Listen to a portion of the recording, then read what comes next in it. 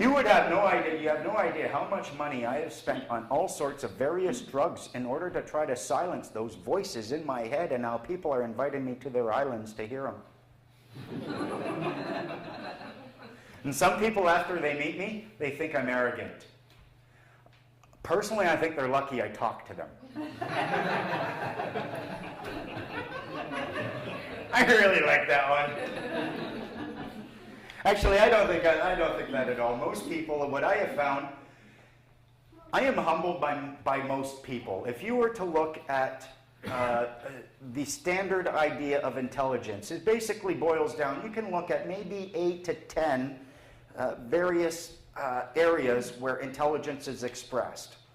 Logic, reason, music, physical ability. They've broken it down to about 8 to 10 different areas. So if you imagine an engine with like 8 cylinders, right? 2 of my cylinders fire off the chart. 4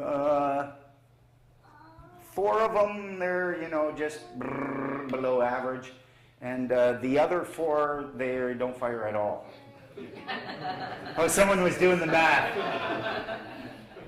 So under my curve, I've got very, very little area actually, but it's just in one area there's a giant spike.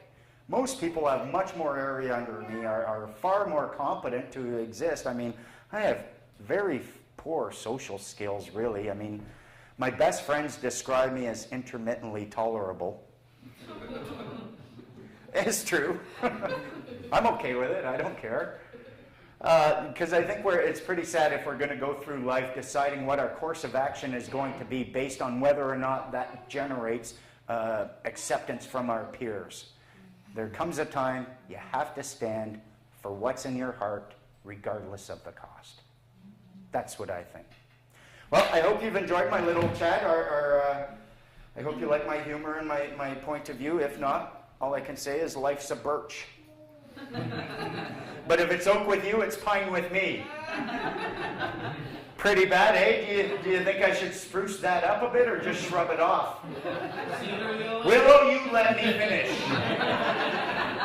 Here I am making a complete aspen out of myself with hopes of one day being poplar.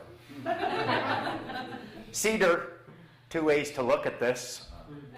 You can liken it like moss people or not. Oh. Maple, you're getting bored. What if I'm barking up the wrong tree? Should I branch out orchards? I get back to my roots and leave this subject alone. Because I know what you're thinking. Rob, one more bad tree joke, we're going to get sycamore. Well, don't worry, it's been nearly time for me to go. I would like to thank you all for inviting me and having this little conversation with me. Thank you very much.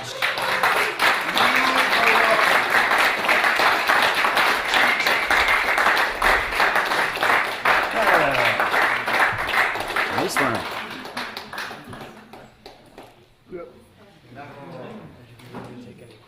Sure, yeah, if you guys want to just have a little Q&A after I have a smoke, we can do that.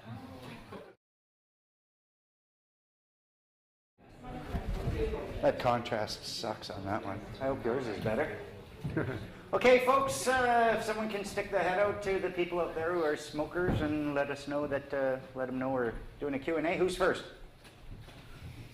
42, next. I've got a question. Ace of Hearts. No, go. This guy was first, actually. I'm sorry, I'm just playing. Hey, so, okay, as a free person, can you travel outside of the country?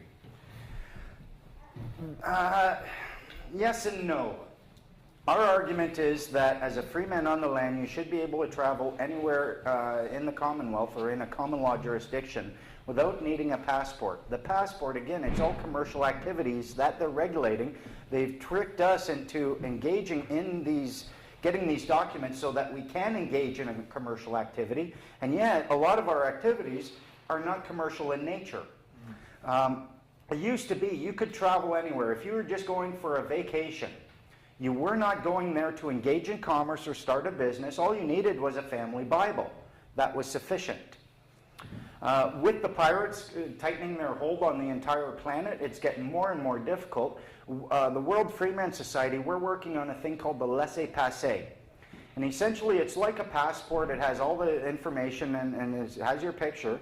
And it essentially just says, let this person pass through your area. It's not a passport, because a port is where you take things and you unload it and you're entering into commerce. So you're not passing through the port. So you don't need a passport. It's just a laissez-passer, let me go. We don't have those yet. We're designing them. We're getting a machine that will make them. It's going to be just like a printed passport. And then we have a plan where we're going to try to, even then, if we bring it to a country, they've got every right to say, no, we don't accept it. So we have a plan on a way to try to secure acceptance from various companies or various other countries. Essentially by going, we were thinking of starting with Peru, going down there and doing some volunteer work for a month and getting the stamps in these various places by going down there and doing humanitarian work, so that the laissez-passer itself. My goal is to develop something where if all we want to do is go on vacation, we can use this to travel outside of the Commonwealth, but within the Commonwealth, we don't need anything. We should be able to travel anywhere the Queen travels. We should be able to travel as freely as her. This is the Commonwealth. That gentleman was first then. Second. Yeah. I'm sorry, wait. Did that work? Yeah, that's great. No, thanks, Rob. Okay. My interactions with police officers has been less than positive. I've tried to Get a haircut. This was a long time ago. I was cleaner then. I'm just teasing you. So, like, for example, we'd be throwing a party and there'd be loud music and whatever, and cops would show up and it would be a big problem. It would be like, hey, what's the deal? What's the law on this? And, like, what are we allowed and what are we not allowed to do? And they were not interested in those questions. It was like, get everyone out right now or we're going to start pepper spraying everybody and you're going to get arrested, you're going to get tickets for blah, blah amount of dollars. And it didn't seem to have anything to do with the law or rationality, but these people who had power and guns, and if you threatened that power and those guns, they would come down on you. Get to a question. So the question is, what does the law have to do with the... Do they have the right to come in and do that? No. Can they do that? To a certain degree, yes. Well, I guess my question is, they did that anyways. It had nothing to do with the law, and any attempt on our behalf to reason with them was met with increased aggression. So Right. I have a hard time imagining how my increased understanding of the law would not increase the force with which I would be... Because your knowledge of the law starts increasing, you can start asking questions. If you identify yourself, they're operating upon the assumption and the presumption that you are in fact a child of the province, subject to all of these, and they're the babysitter. What you have to do is prove to them that you're not the baby and they're not your babysitter. One thing I had this epiphany once in a restaurant where the waitress came and said, would you like your bill? I said, yes, please. She turned to the next table, may I take your order? And I went, holy shit, orders follow bills. Or bills follow orders. If someone gives you an order because it's a common law jurisdiction and we're all equal. Now they can give you an order and you can fulfill it and then never give them a bill, and they do that all the time. But what we teach people to do is use a fee schedule. If someone is giving you these orders and directions, there's no sense. You want to bring them a piece. So you don't want it to build that. You're dealing with people who have essentially two arrows. Imagine these two arrows. If either arrow gets into the red, you're going to get a thump down. Your goal is to get these arrows into the green, and it's very difficult because they hover in the orange, looking for any reason to jump through the red. These arrows, you know what the cops' biggest control, you know what their biggest concern was when they were dealing with you? No. Their safety. That was number one. So if you don't realize that, you might start thinking, oh my God, they're being assholes, we're just trying to have some music, it's just a bunch of guys having fun. That's not their perspective. Their perspective is, these 50 people could lay a beating on me. You know what the second arrow is? It's the same one we all have. Are we going to be treated with dignity and respect?